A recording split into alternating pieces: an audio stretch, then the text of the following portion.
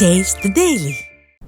முதல்வரிடம் கேள்வி கேட்டால் உதயநிதி ஏன் பதில் சொல்ல வேண்டும் என அதிமுக பொதுச் செயலாளரும் சட்டமன்ற எதிர்க்கட்சித் தலைவருமான எடப்பாடி கே பழனிசாமி கேள்வி எழுப்பியுள்ளார். கோவை விமான நிலையத்தில் செய்தியாளர்களை சந்தித்த அவர், திறமையில்லாத முதல்வராக ஸ்டாலின் இருப்பதால் தான் அவருக்கு பதிலாக உதயநிதி பதிலளிப்பதாக விமர்சித்தார்.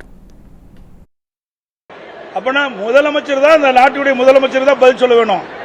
இவர் பதில் சொல்றதுக்குலாம் எங்கால் நிறைய இருக்கிறாங்க. இங்க இருக்கிறாங்க முன்னாள் அமைச்சர்லாம் நிறைய பேர் இருக்கிறாங்க. இவருக்கு என்ன தெரிய போகுது? அப்பாவோட மோசமா இருக்கிற இவரு ஏதோ சவாலுக்காக பேசுற ஒழிய வாய்ச்சொல் வீரராக இருந்து பிரயோஜனம் இல்லை. அனைத்து இந்திய அண்ணா திராவிட முன்னேற்ற கழக ஆட்சியில் நிறைவேற்றப்பட்ட திட்டங்கள் இந்த ஒரு மாவட்டத்தில் மட்டும் நான் சொல்லியிருக்கிறேன். தமிழ்நாடு முழுவதும் ஏராளமான திட்டங்களை நாங்கள் நிறைவேற்றிக்கிறோம். திராவிட முன்னேற்ற கழக அரசு அமைக்கப்பட்ட பிறகு, திரு ஸ்டாலின் முதலமைச்சராக வந்த பிறகு என்னென்ன திட்டத்தை நிறைவேற்றப்பட்டீர்கள் அதுக்கு நான் கேள்வி கேட்டா உதயநிதி பதில் சொல்றார். ஏன் முதலமைச்சர் எங்க போயிட்டாரு அப்படின்னா, திறமையில்லாத முதலமைச்சர் ஒத்துக்கிறாரா? அவரு நான் சொன்ன மாதிரி பொம்மை முதலமைச்சர் ஒத்துக்கிறாரா? ஏன் அதான் நான் ஏற்கனவே சொன்னமே. இன்றைக்கு தமிழக எல்லா மாநிலத்திலும் ஒரு முதலமைச்சர் தான் இருக்கிறாங்க. தமிழ்நாட்டில் தான் 4 முதலமைச்சர் இருக்கிறாங்க. அந்த அடிப்படையில் தான் உதயநிதி முதலமைச்சருக்கு பதில் சொல்லிட்டு இருக்காரு. முதலமைச்சர் சொல்ல வேண்டிய பதில் முதலமைச்சர் தான் சொல்ல வேணும். தமிழகத்தில் சட்ட ஒழுங்கு அடியோடு சீரழிந்து விட்டது. இன்றைக்கு திறமையற்ற முதலமைச்சர் நாட்டை ஆண்டு கொண்டிருக்கின்றார். பொம்மை முதலமைச்சர் நாட்டை ஆண்டு கொண்டிருக்கின்றார். அவருடைய அமைச்சர் வைக்கின்ற அமைச்சரே இப்படிப்பட்ட கருத்து சொல்கின்ற பொழுது நாட்டு மக்களுக்கு எங்க நீதி கிடைக்கும்? அப்படி அரசாங்கம் எதுக்காக இருக்குது? அரசாங்கம் என்பது இப்படி பத்திரிகையாளர்களோ அல்லது பொதுமக்களோ ஏதாவது பிரச்சனை என்று சொல்லுகின்ற பொழுது அந்த பிரச்சனைக்கு ஆழமாக சென்று அதை விசாரித்து உரிய நடவடிக்கை எடுக்கணும். அதுதான் அரசாங்கம். நாமளே சொல்றதுக்கு அரசாங்கம் தேவையில்லை.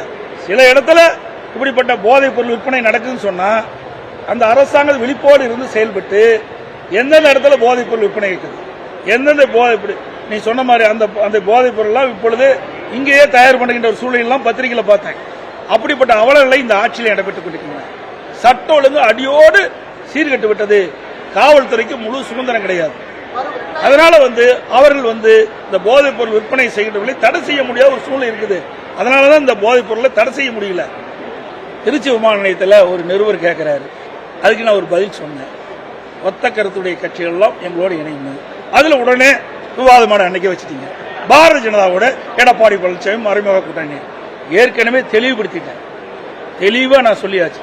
நாடாளுமன்ற தேர்தல் இருக்கும் போதே நடக்கின்ற பொழுது கட்சியினுடைய தலைமை அலுவலகத்திலும் சரி, பல்வேறு ஊடக பேட்டியிலும் சரி, பத்திரிகை பேட்டி கொடுக்கும்போது தெளிவாக சொல்லிட்டார்.